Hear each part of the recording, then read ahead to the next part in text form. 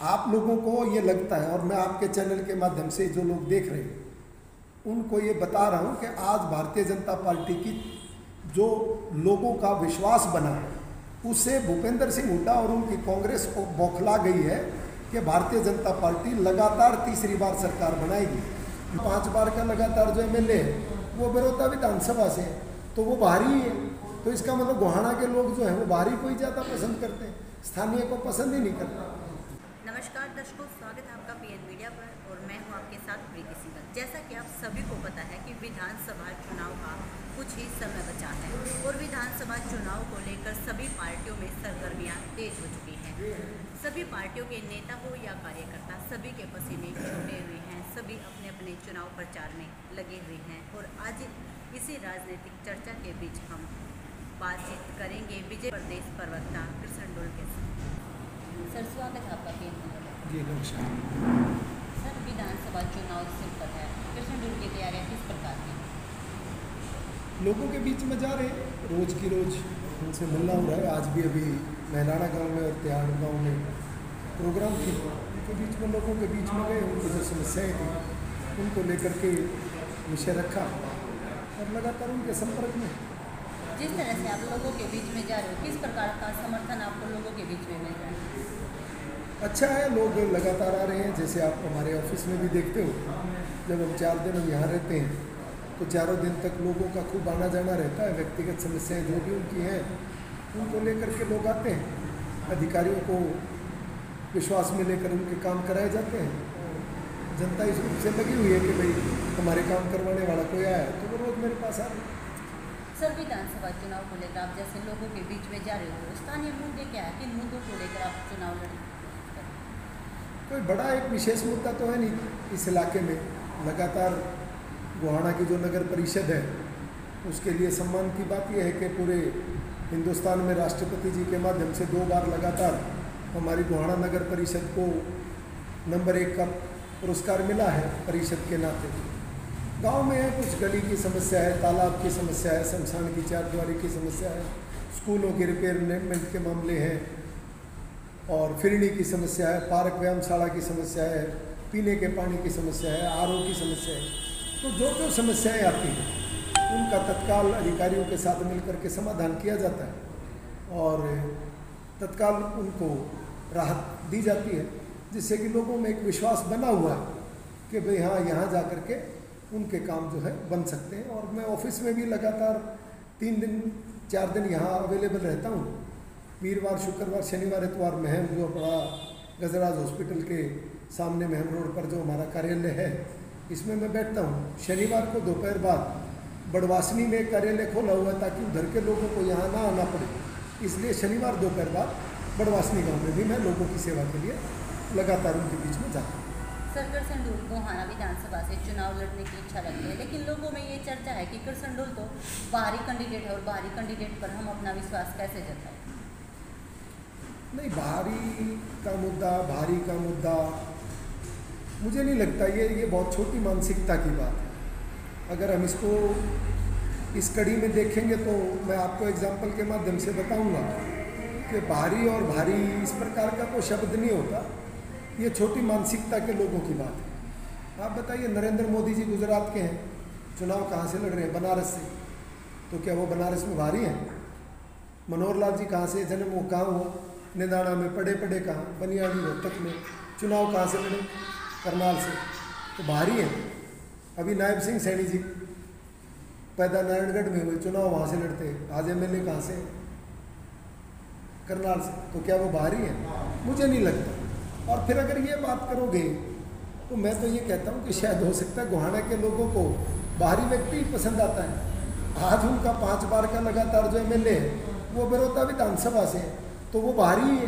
तो इसका मतलब गोहाना के लोग जो हैं वो बाहरी को ही ज़्यादा पसंद करते हैं, स्थानीय को पसंद ही नहीं करते। लेकिन कृष्ण डोल इसके बारे में ऐसी राय रखता ही नहीं। देखिए, भारतीय जनता पार्टी का कोई भी कार्यकर्ता, हमारी एक नीति है, हमने एक संदेश दिया, भारत एक भारत श्रेष्ठ भारत, हरियाणा एक हरियाणवी। तो मुझे लगता है कि क्या आपको लगता है कि जो भाजपा है वो गोहाना की भाजपा अलग है, पंचकुला की भाजपा अलग है, पलवल की भाजपा अलग है? भारतीय जनता पार्टी का हर कार्यकर्ता कमल के लिए काम करता है। अगर भारतीय जनता पार्टी मुझे अरुणाचल से भी चुनाव लड़ने के लिए कहती है, कर्नाटक से भी चुनाव लड़ने के लिए कहती है, केरल में जहां हमारा खाता नहीं खुलता, तमिलनाडु में जहां हम लोग कभी एग्जिस्ट नहीं करते, अगर भारतीय जनता पार्टी मुझे तमिलनाडु में भी चुनाव लड़ने के लिए भेजेगी तो मैं तमिलनाडु में चुनाव लड़ूंगा। मैं तो कमल का कार्यकर्ता हूँ ना। भारतीय जनता पार्टी का हर कार्यकर्ता व्यक्तिगत सोच के साथ आगे नहीं बढ़ता। हमारे लिए राष्ट्रवाद बहुत बड़ा है, और जो लोग इस सोच में पड़े हुए हैं, मुझे लगता है वो सही मानों में संगठन के कार्यकर्ता नहीं है। उनको अपनी सोच को बढ़ावा देना पड़ेगा, सोच को आगे लेकर के जाना पड़ेगा। सर, हाल ही में जो मुद्दा चला हुआ ओलंपिक खिलाड़ी विनेश फोगाट के साथ, जो उसको अघोषित किया गया है, कांग्रेस पार्टी ने ये आरोप लगाया बीजेपी पार्टी पर। उनका ये कहना है कि उनके बीजेपी की साजिश थी और साजिश के तहत ही विनेश फोगाट को अयोग्य घोषित किया गया है। इस पर क्या कहना चाहते हैं? मुझे बड़े हंसी आती है कि किस प्रकार की विपक्ष जो बात करता है। शायद आपकी जानकारी में नहीं है, मैं आपको दुरुस्त करते हुए बताता हूँ कि जैसे विनेश फोगाट का टेक्निकली अयोग्य घोषित किया गया है, उसी तरह कुश्ती में 4 अन्य देशों के पहलवानों को अलग अलग वेट कैटेगरी में अयोग्य घोषित हुए, और एक खिलाड़ी जूडो का है जिसको वेट के कारण हमने नहीं, टेक्निकल कमेटी जो ओलंपिक एसोसिएशन है, वर्ल्ड ओलंपिक एसोसिएशन, उन्होंने अयोग्य घोषित किया। और विपक्ष राजनीति कर रहा है कि आज हमारे को भारतीय जनता पार्टी की सरकार ने या भारत की सरकार ने उसका योग्य घोषित करा। किस प्रकार की छोटी मानसिकता की बात करते हो। कल ही एक भूपेंद्र सिंह हुड्डा का बयान में पढ़ रहा था, उन्होंने बड़ी राजनीतिकरण करते हुए कहा कि हमें विनेश फोगाट को राज्यसभा भेजना चाहिए। मेरे पास नंबर नहीं है, नहीं तो मैं उनको राज्यसभा का कैंडिडेट बनाता। कितनी हास्यपद बात है। जो हमारे 10 वर्ष के मुख्यमंत्री हैं, जिनका आज एक सम्मान से नाम लिया जाता है, पहले तो उनको अपने गिरेबान में ये झांक करके देखना चाहिए कि 10 सालों की जब सरकार हुई तब ओलंपिक में जो मेडल आए थे, क्या उन्होंने किसी को राज्यसभा भेजा? गीता और बबीता फोगाट जीत कर आई तो उनको राज्यसभा भेजा? वो तो अपने वादे से मुकरे। उन्होंने कहा था डीएसपी लगाऊंगा और इंस्पेक्टर लगाई। वो तो कोर्ट में जाकर के उनके पिता ने लड़ाई लड़ी, कोर्ट से जाकर के जीत करके आकर के फिर वो डीएसपी लगी। तो कैसी पर एक सबसे बड़ी बात कि आप देखिए कि कांग्रेस विनेश फोगाट पर आज कितनी राजनीति कर रही है। मैं आपको जानकारी दूं और आपको जान करके ताजुब होगा कि जो राज्यसभा के चुनाव की लास्ट डेट है, उस दिन तक विनेश फोगाट 30 साल की नहीं है। यानी राज्यसभा के लिए जो मानक तय किए जाते हैं आयु के, वो अपने मानक पूरे करते नहीं तो वो कैंडिडेट बन ही नहीं सकती। और आप किस प्रकार की बात करते हो? भूपेंद्र सिंह हुड्डा ने कहा मैं उसको कैंडिडेट बना दूं, मेरे पास नंबर है।